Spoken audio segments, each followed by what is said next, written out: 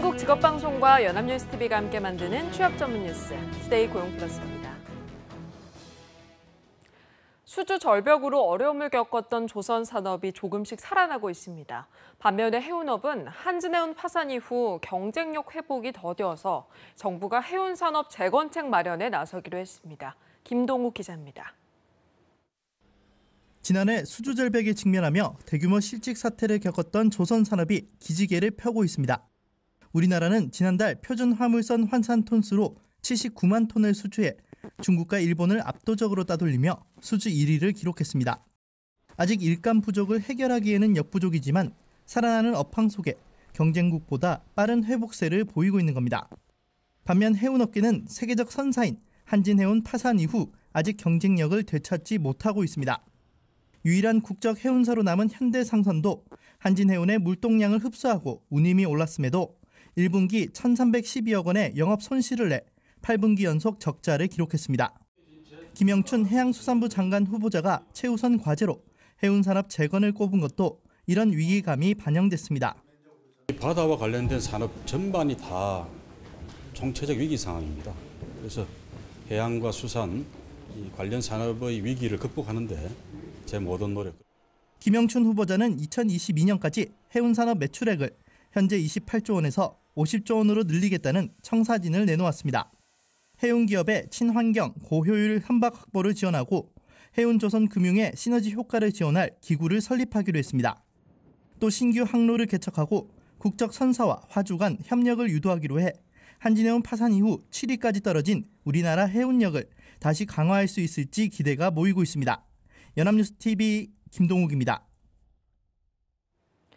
대통령 공약 중 하나가 휴대전화 통신비 인하였습니다. 가계에 부담이 되는 통신 기본료 11,000원을 완전히 폐지해서 숨통을 트이게 하겠다는 건데요.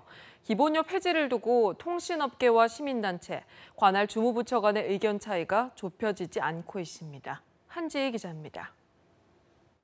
소비자는 봉이 아니다. 통신비 인하하라. 인하하라. 인하하라. 인하하라. 가계 통신비 절감을 위해 통신 기본료 폐지를 내세운 정부의 고민이 깊어지고 있습니다. 주무부처인 미래창조과학부가 국정기획자문위원회에 3번에 걸쳐 기본료 폐지 방안을 들고 왔지만 뾰족한 대책을 못 찾아 답보 상태에 빠졌기 때문입니다. 참여연대 등 통신소비자 시민단체들은 기자회견을 열고 모든 가입자에게 혜택이 돌아가는 정책이 필요하다고 한 목소리를 냈습니다. 기본료 폐지 외에도 단말기 지원금 상한제 개선과 데이터 요금제 개편 등 다른 통신비 절감 공약과 연계해 다양한 방법을 찾아야 한다는 겁니다. 공공 와이파이 존의 확대, 저가 요금제에서의 데이터 제공량의 확대, 그리고 선택약정 할인 제도가 20%인데 30% 상향 조정, 그리고 분리공유 시대를 통한 단말기 거품의 제거 등 이런 것들이 병행된다면 아마 만 원보다 더한 통신비 인하 효과도 있지 않을까.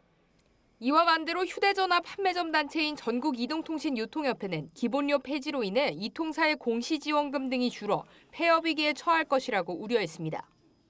이동통신업계도 기본료 폐지로 예상되는 연매출 감소액이 7조 원으로 존폐와 직결된다며 폐지 불가 입장을 분명히 하고 있습니다. 이런 가운데 국정기획위는 오는 19일 미래부로부터 통신비 인하와 관련한 4차 보고를 받을 계획입니다. 첨예한 대립 속에서 과거 정부들의 공약이기도 했던 통신비 인하가 실현될 수 있을지 주목됩니다. 연합뉴스TV 한지희입니다. 대통령 직속 일자리위원회가 대한상위 회장단을 만나서 일자리와 노동정책 추진을 위해 머리를 맞댔습니다. 정규직 일자리 문제와 근로시간 단축, 최저임금 상향을 놓고 이견이 큰 상황에서 양측의 본격적인 탐색전이 시작됐습니다. 김종성 기자가 보도합니다. 일자리 정책을 놓고 대립하는 구도로 비춰진 것을 의식한 듯 양측의 만남은 화기애애한 분위기 속에 시작됐습니다. 박용만 대한상위 회장은 청년 실업과 소득 불평등 문제에 대해 정부와 인식을 같이 한다며 적극 협력하겠다고 밝혔습니다. 개별 사안을 놓고 맞다, 틀리다, 혹은 찬성한다, 반대한다 등의 이야기를 하기에는 너무 이르다는 생각을 가지고 있습니다. 일방적인 목소리를 높이기보다는 합치점을 찾으려는 노력에 동참하는 것이 더욱 중요하다. 서로를 이해한다면서도 뼈 있는 말이 오가기도 했습니다. 너무 밀어붙인다. 속도전은 안 된다 이런 부정적인 표현들도 나오는 것 같습니다만 일자리 때문에 고통받고 있는 중산 서민들의 아픔을 생각하면 느긋하게 할 수가 없습니다. 회의를 비공개로 전환한 후 상위 회장단은 정부의 경영 어려움을 토로하기도 한 것으로 알려졌습니다. 이에 이용섭 일자리위원회 부위원장은 대한상의로부터 의견을 많이 듣고 균형 있는 정책을 만들겠다며 민간 비정규직의 정규직화도 사회적 합의와 법조화를 통해 투명하게 추진하겠다고 강조했습니다. 정부는 다음 주 경영자 총협회와 무역협회 회장단과도 만나 고용, 노동 현안에 대한 논의를 이어갈 계획입니다. 연합뉴스TV 김종상입니다. 노후 소득을 보장하고 빈곤을 완화하기 위한 기초연금 급여가 내년 월 5만 원이 인상됩니다. 박광온 국정기획자문위원회 대변인은 15일 브리핑에서 이 같은 기초연금 급여 인상안을 발표했습니다. 이에 따라 기초연금 급여는 올해 최고 월 20만 6,050원에서 내년에 월 25만 원, 2021년에는 월 30만 원으로 단계적으로 인상됩니다. 기초연금법 개정안은 오는 10월 정기국회에 제출될 예정이며 내년 추가 소요 재원은 2조 4천억 원 정도로 추산됩니다. 문재인 대통령은 서민 생계비 부담이 가중되지 않도록 생활물가 안정에 각별히 신경 써달라고 관계부처에 지시했습니다. 문 대통령은 15일 오전 청와대에서 주재한 수석 보좌관 회의에서 최근 물가 동향을 보고받은 뒤 조류 인플루엔자와 가뭄 등으로 계란, 닭고기, 냉동 오징어 등 생활 물가가 올라서 서민 살림살이를 더 어렵게 하고 있다며 이같이 말했습니다. 이와 관련해 당정은 16일 오전 7시 30분 생활물가 안정 대책을 논의할 예정입니다. 산업인력공단에서는 대학생들을 대상으로 특강을 활발하게 시행하고 있습니다. 지난 13일 한국산업인력공단 이연복 직업능력국장이 배재대학교 학생들을 대상으로 공단의 지역산업 맞춤형 청년 취업 아카데미 등 청년 취업 지원 사업을 소개하고 청년 취업 전략과 변화에 대한 특강을 실시했습니다. 이연복 국장은 특강에서 고용시장의 현안, 취업 준비와 자세를 이야기하고 다가오는 4차 산업혁명 시대에 대응해서 기계가 대체할 수 없는 기술과 능력을 갖출 것을 조언했습니다. 대한민국 경제사령탑은 취임사에서도 역시나 일자리를 강조했습니다. 실직의 공포를 느껴본 적 있냐며 국민이 체감하는 정책을 만들라고 직원들에게 쓴소리를 했습니다. 남현우 기자입니다. 대한민국 경제를 이끌게 될 김동연 부총리 겸 기획재정부 장관의 취임 첫 일성은 일자리였습니다. 새 정부 경제팀은 일자리 중심 선순환 경제 생태계를 만드는 것을 목표로 합니다. 끊어진 경제의 선순환 고리를 다시 이어서 잃어버린 경제 역동성을 되찾는 것입니다. 성장 잠재력 약화, 소득 불균형, 저출산과 고령화, 노동시장 이중구조, 가계부채 등 한국 경제의 문제점을 해결할 방법은 일자리라는 것입니다. 과열 조짐을 보이고 있는 부동산 문제에 대해서는 말을 아꼈습니다. 김 부총리는 경기 문제와 관련되는 부동산 문제를 세심히 살펴보고 있다며 선별적 맞춤형 대책을 만들되 실수요자 거래는 유축되지 않도록 하겠다는 원론적인 설명을 했습니다. 그는 또 새 정부 재벌 개혁에 대한 재계의 불안감을 의식한 듯 공정한 시장 경제의 룰 위에서 하는 기업 활동은 존중받아야 한다며 규제 강화를 걱정하고 있는 기업들을 안심시켰습니다.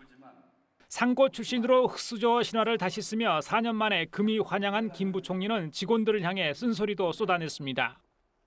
사랑하는 기획재정부 직원 여러분, 우리가 언제 한번 실직의 공포를 느껴본 적이 있습니까?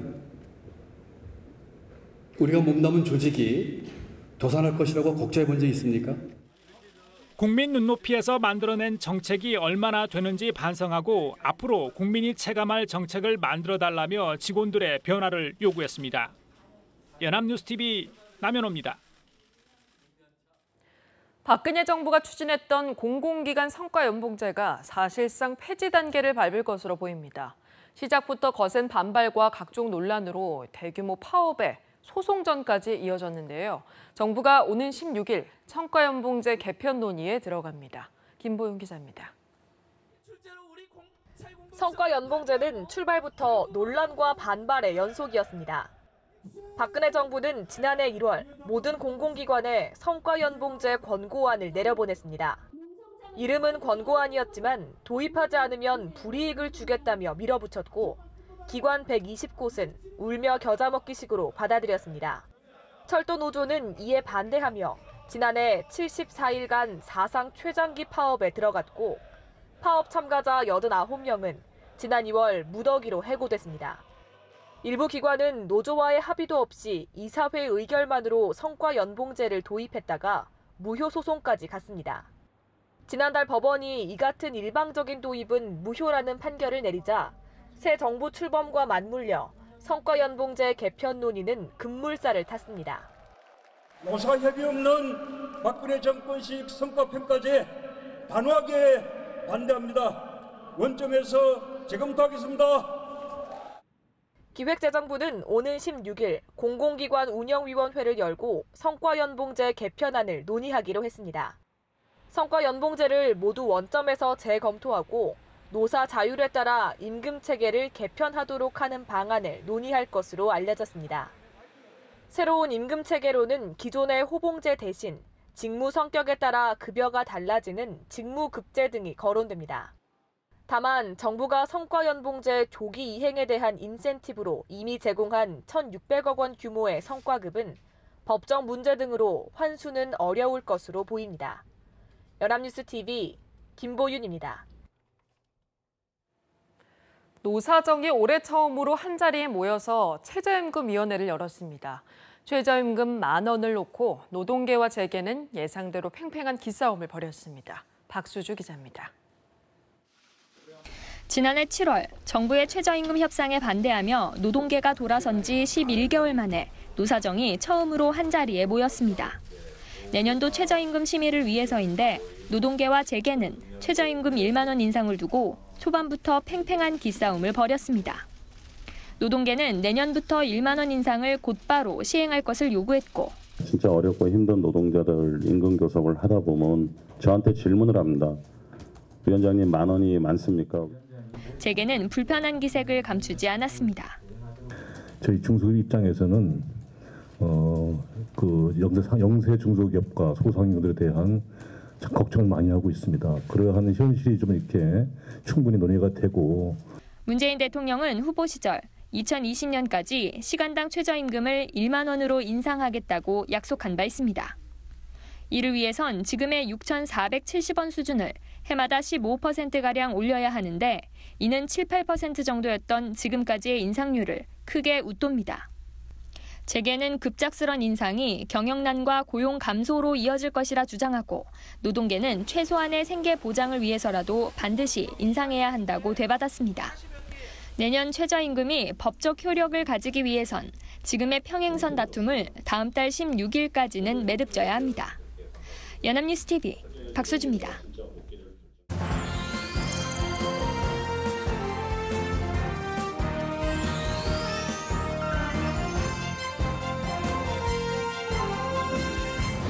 숨겨져 있는 알짜 직업을 소개하는 히든잡 시간입니다. 오늘도 투고풀의 공식 취업 도우미죠. 구보나 캐스터 나와 있습니다. 안녕하세요. 안녕하세요. 히든잡 시간입니다. 어제 예고해드린 것처럼 해외 취업 정보 시리즈 마지막 편으로 취업하기 좋은 해외 유망 국가와 직업들을 소개해드리겠습니다. 네, 앞선 미국 편, 또 일본 편을 소개하면서 느낀 게 해외 취업을 잘 몰라서 그렇지 반드시 어려운 게 아니라는 거였는데요. 생각보다 다양한 방법, 또 정보들이 있다는 사실에 놀라웠습니다. 네, 저도 그렇습니다. 최근에는 높은 실업률로 인해 정부에서도 취업준비생에게 적극적으로 해외 취업을 권장하고 지원하고 있는 편인데요. 그래서 산업인력공단에서 지원하고 있는 해외 취업 정보 프로그램인 K무브에서 해외 취업 유망 국가들을 선발해 조사한 사례가 있어서 오늘 히든잡에서 집중적으로 소개하고자 합니다. 네, 미국, 일본 외에도 취업이 유망한 국가들이 있다는 거죠. 총 몇 개국인가요? 네, 국가 수는 총 10개인데요. 우선 우리나라 기업이 진출해 있는 전 세계 103개 국가를 분석 대상으로 삼았고요. 다시 이 시장 매력도와 1인당 GDP, 경제 성장률, 국가 청렴도 지수 등을 고려해서 45개 국가를 선정했습니다. 이 45개 국가 중 시장의 매력도, 임금 수준, 실업률, 신규 해외 법인 수, 현지 해외 법인의 국내 인력 수요를 대변하는 지표들을 활용해서 해외 취업이 가장 유망한 국가 10개를 도출한 것이라고 합니다. 네, 상당히 객관적인 연구 결과를 통해서 얻어낸 지표니까 좋은 참고가 될 것 같습니다. 그렇다면 10개의 국가들은 어떤 나라들이었나요? 네, 아시아는 물론 유럽과 중동, 북미 등 다양한 대륙의 나라들이 뽑혔는데요. 아시아에선 베트남, 싱가포르, 일본, 홍콩, 북미 대륙에선 미국이, 또 유럽에선 독일과 오스트리아가 뽑혔습니다. 그 외에도 아랍에미리트와 카타르, 호주 등이 취업 유망 국가 순위에 들었고요. 네, 일본과 미국은 미리 소개가 돼서 좀 익숙하지만 아랍에미리트, 또 카타르 같은 의외의 국가도 있네요. 그렇다면 나라별로 어떤 점이 취업에 유명하다고 한 건가요? 네, 앞서 소개했던 일본을 제외하고 아시아 지역을 살펴보면요. 싱가포르의 경우 해외 인재 유치에 적극적이면서 또 IT 분야에서 8만 개 일자리 창출을 추진 중인 것으로 나타났습니다. 취업에 용이한 이유는 우리나라 인력에 대한 인지도가 높아서 현재 리크루팅 기업 다수가 아예 한국인 채용 전담팀을 가지고 있기 때문이라고 합니다. 또 베트남 역시 발전 가능성이 높은 나라로 유명한데요. 대졸 이상의 고급 인력, 관리 인력에 대한 채용 수요가 늘고 있는데 우리나라와 지리적 접근성이 양호하고 또 한국 법인이 많아서 취업에 용이할 수 있다는 분석이 나오고 있습니다. 홍콩의 경우는 경제 중심지인 만큼 실업률이 낮고 취업 비자 발급이 비교적 수월하기 때문이라고 합니다. 네, 홍콩이나 싱가포르는 경제 허브인 만큼 취업에 대한 정보가 상대적으로 많았지만 보나캐스터 말 들으니까 베트남에도 흥미가 가네요. 네, 그렇습니다. 이처럼 자세히 찾아보면 잘 알려지지 않은 국가에서도 알짜 일자리를 찾을 수가 있는데요. 아랍에미리트나 카타르가 그와 같은 경우입니다. 아랍에미리트의 경우 외국인 인력에 대한 의존도가 무려 90%에 달하고 있어서 취업 비자를 획득하는 것이 쉬운 편이고요. 우리나라가 참여하는 장기 프로젝트가 현지에서 다수 진행이 되고 있어서 관리직에 대한 채용 수요가 높은 편이라고 합니다. 또 카타르는 실업률이 불과 0.7%밖에 되지 않을 정도로 취업 시장이 활발하고 또 한류가 확산되면서 우리나라 인력에 대한 인지도가 높다는 강점을 가지고 있는 나라이기 때문입니다. 네, 그렇군요. 저는 개인적으로 유럽 취업에 관심이 갑니다. 유럽의 경우에는 상대적으로 삶의 질이 높고 근무 환경이 좋다고 알려져 있잖아요. 어떤 일을 해야 상대적으로 취업이 수월할까요?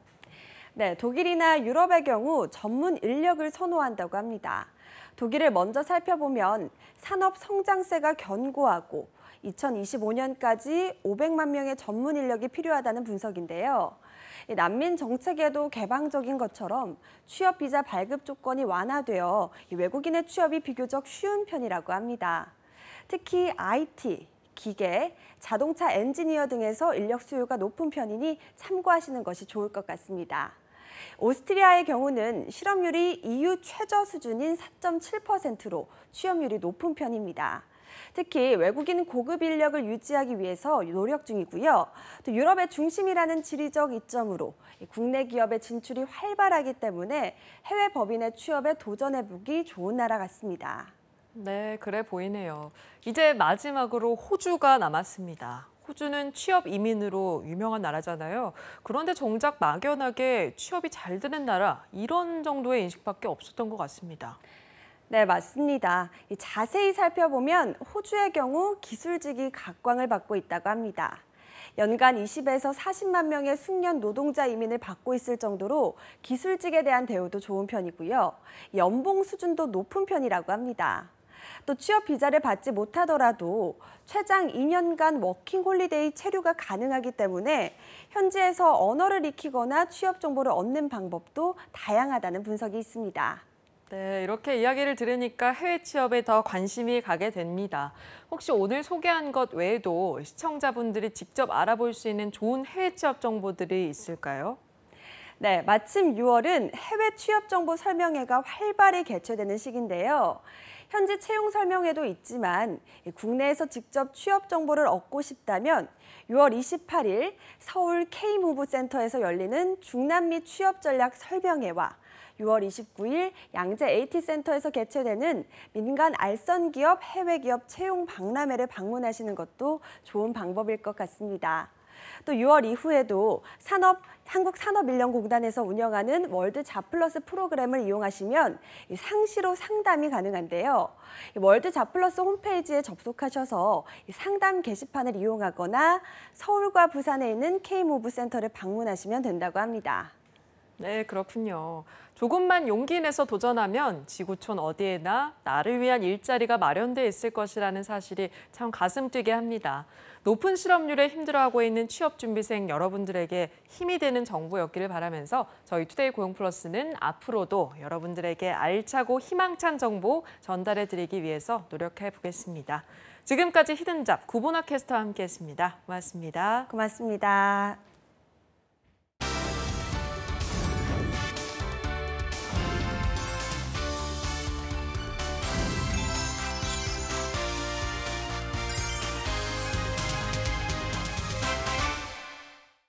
투데이 고용플러스 오늘 준비한 소식은 여기까지입니다. 함께해 주신 여러분 고맙습니다.